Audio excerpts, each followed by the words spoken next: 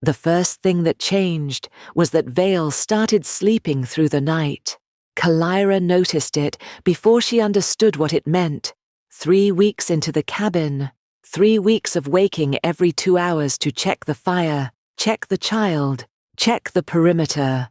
And then one morning, she opened her eyes and the light was wrong. Too bright, too late. She sat up fast. Vale was still breathing, still warm, still alive, one small fist pressed against his cheek, completely unbothered by the fact that he had just slept 7 hours straight, and nearly stopped her heart. She sat there for a long moment. Then, very quietly, she exhaled. Something had settled. Not safety. She was too careful to call it that. But something close to rhythm. Fire. Food. Sleep. The wolf circling the valley every night. Steady as a heartbeat she hadn't asked for and couldn't ignore. Vale growing heavier in her arms every week. His eyes sharper. His sounds more deliberate. Already watching everything the way hunters watched things. She had survived alone before. She knew how to do it, but this was different from surviving. She hadn't found a word for it yet. She wasn't sure she needed one. On the 22nd day, she found the first print, not the wolf's. She knew his tracks the way she knew her own breathing. The weight distribution, the stride, the way he always paused at the same ridge before descending into the valley. This was something else. Deeper, heavier. Boots, not paws, and more than one person. She crouched over it for a long time. The snow around it was undisturbed except in the places that mattered, the careful places where someone had tried not to leave a print and left one anyway. Trained. Patient. The kind of patient that came from being paid well to be. She looked at the tree line. Nothing moved. But that meant very little. She went back to the cabin, fed Vale, rebuilt the fire, and began quietly moving her weapons closer to the door. The wolf came back before dawn, which was early. He usually waited for full dark to settle before he circled back toward the cabin. Some instinct about distance, about not crowding what was still fragile between them. But that morning, he was there when she stepped outside, sitting at the edge of the clearing, watching her with eyes that already knew. "You found them too," she said. He made a sound low in his chest. "How many?" He looked at the tree line to the east, then north, then east again. She understood. Not a fixed number, moving, repositioning, which meant they weren't scouts. Scouts observed and reported. These ones were preparing something. "How long do we have?" He stood, shook snow from his fur, and looked at her steadily. The green in his eyes caught the pre-dawn grey and held it. "Not long." She nodded once. Went back inside. She had 6 hours, maybe 8. The cabin was defensible. She had built it that way, had spent 3 weeks turning a ruin into something with angles and advantages. High ground on the north side. The frozen stream cutting off a direct eastern approach.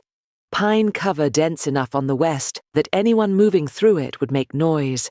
But defensible was not the same as safe. Not with Vale.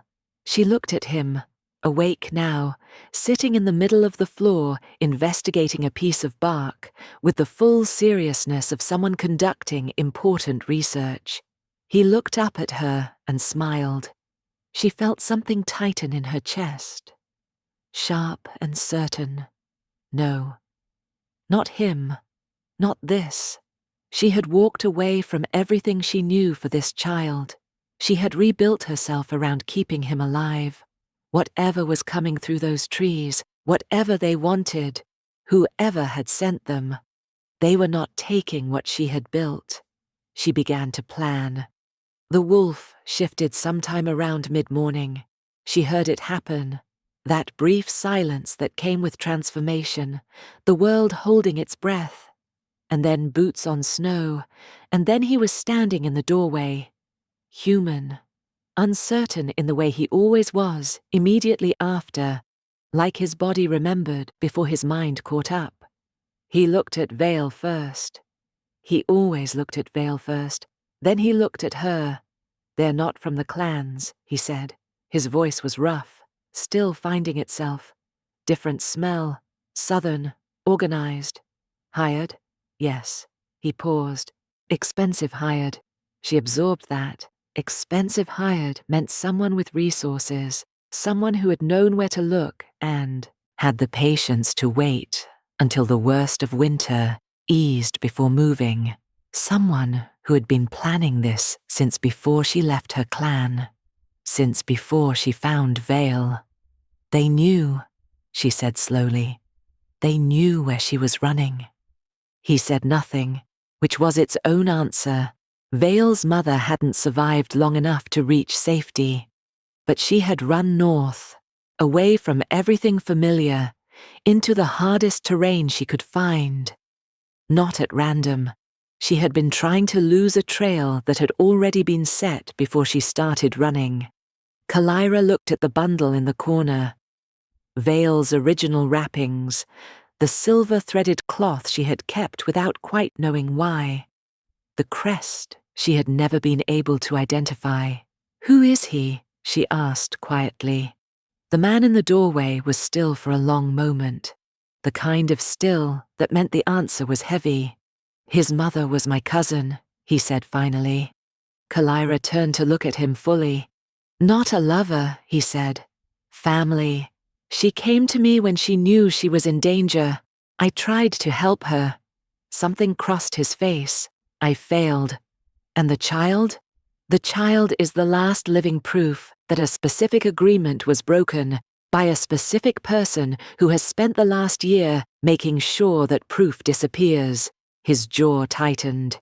"Vale existing is a problem for someone very powerful." Vale, entirely unconcerned with his own significance, held up the piece of bark toward them in offering. Kalira exhaled through her nose, looked at the door, looked at the man who had circled her valley for weeks, leaving gifts in the snow, who had let a baby grab his nose and had made a sound like something breaking open.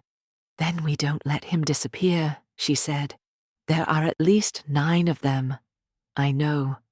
Kalira. The way he said her name, careful, like he was still learning the shape of it. "I won't be able to control." He stopped, started again. "When I shift in a fight, I'm not always. I know that too. You could take him.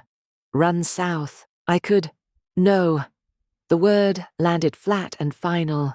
"We don't split. We don't run." She looked at him directly. "You asked me once why I brought him back, why I didn't just leave him in the snow." He said nothing. "Because something alive that refuses to stop fighting deserves someone who won't stop either." She held his gaze. "That's not just him. That's you, and I am not leaving either of you." The silence that followed was the kind that changed things. He looked at her for a long moment. This woman who had kept a fire burning for 3 weeks, who had rebuilt a ruin into a home, who was currently planning to defend it against 9 trained mercenaries without blinking. And something in his expression shifted into something she didn't have a name for. "Tell me the plan," he said. They hit at dusk, which was when she had expected them. Dusk was when hunters moved. The light wrong enough to confuse, dark enough for cover, not dark enough for their targets to use sound over sight. It was the intelligent choice. She had already accounted for it. Vale was in the back corner, wrapped in every fur they had, with strict instructions to stay silent. He had looked at her with those 2 sharp eyes and said nothing, which was somehow more frightening and more reassuring than anything else he could have done. The first 3 came through the east. She had laid the stream crossing with branches, not a trap, just noise. the crack of wood under boots, giving her the 2 seconds she needed. 2 she handled herself, clean and fast, the way her clan had trained her before she stopped believing the training was the point. The 3rd one was faster than she expected. She took a hit to her shoulder, not deep but real, and had just enough time to think this is going to hurt tomorrow before the wolf came through the tree line and the equation changed completely. She did not watch what happened next.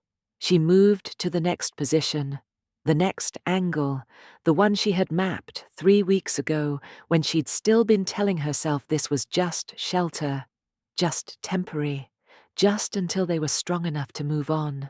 She had known, even then. You didn't fortify something you were planning to leave. It was over before full dark. She stood in the clearing after, breathing hard, her shoulder a steady pulse of pain.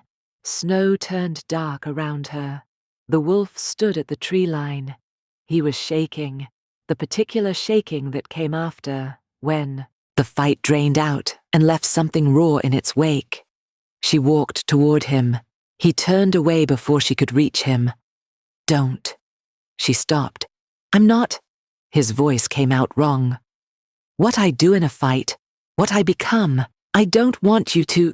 "Look at me," she said. He didn't. Iran. His name.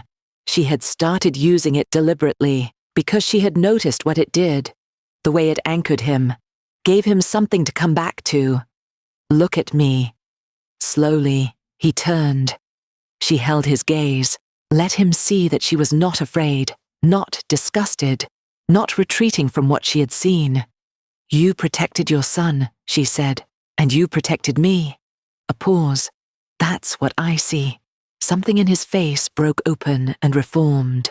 From inside the cabin, small and indignant, and very much alive. Vale, announcing loudly that he had waited long enough. And where was everyone? And this was unacceptable. Despite everything, Kalira felt something move through her that was almost like laughter. "He's fine," Aaron said quietly, wonder in his voice, small and real. "He's furious," she corrected. "He was told to stay still, and he did it, and now he wants credit." "That's..." Aaron exhaled. "That's very much what she was like." He stopped. His mother. She didn't push, didn't ask, just let it sit there between them, warm and careful. "Come inside," she said. He followed her. Later, after the fire was rebuilt, and Vale was finally, grudgingly asleep, Kalira sat against the cabin wall and let the pain in her shoulder exist without trying to manage it. Aaron sat across the fire from her, still human. That was new. He usually shifted back when he didn't have to be anything for anyone. Tonight, he stayed, his arms on his knees, watching the flames. "They'll send more," he said. "Yes. This place isn't..." "I know." She looked at the wall she had rebuilt, the fire she had kept burning, the small dents in the doorframe where Vale had grabbed it with both hands and laughed. "I know we can't stay." The word we sat in the air between them, deliberate, unchallenged. He looked up at her. In the firelight, his eyes were very green, and she thought about the forest and the gifts in the snow and 44 mornings of watching him choose, again and again, to come a little closer. "I have somewhere we could go," he said carefully. "Someone who might..." "It's not without risk. Everything is risk. This particular risk has a name and a complicated history, and I haven't spoken to him in 3 years." She looked at him steadily. "But you trust him?" A long pause. "I don't know anymore," he said honestly. "That's more useful than false certainty." She held his gaze. "Tell me about him." He did. The fire burned low. Outside, snow fell soft and quiet over everything they had built and everything they were about to leave behind. Vale slept with both fists curled under his chin, entirely trusting, entirely safe, entirely theirs. Whatever came next, Kalira was ready. She had rebuilt herself once before, out of nothing, in the cold. She could do it again. This time, she wouldn't be doing it alone.